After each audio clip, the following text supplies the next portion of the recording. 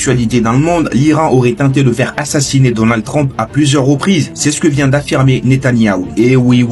Dans une déclaration choc lors d'une interview avec Fox News le 15 juin 2025, le premier ministre israélien Benjamin Netanyahou a révélé que l'Iran aurait tenté à 2 reprises d'assassiner Donald Trump durant sa campagne présidentielle de 2024. S'adressant au journaliste Brett Bayer, Netanyahou a affirmé que l'Iran voyait Trump comme la plus grande menace à ses ambitions nucléaires. Selon lui, c'est précisément cette hostilité qui aurait motivé ces tentatives d'assassinat.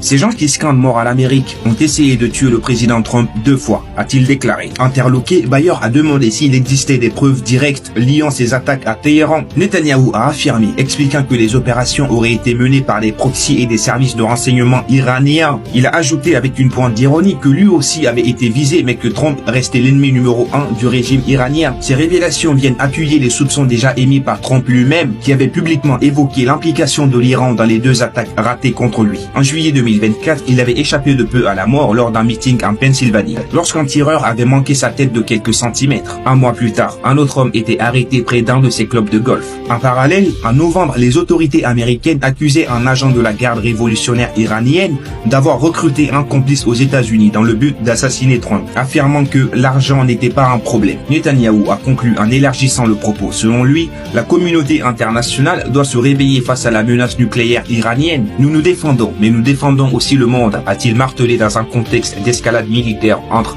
Israël et l'Iran. Dites-moi ce que vous en pensez dans les commentaires. Pour plus d'actualités, n'hésitez pas à vous abonner.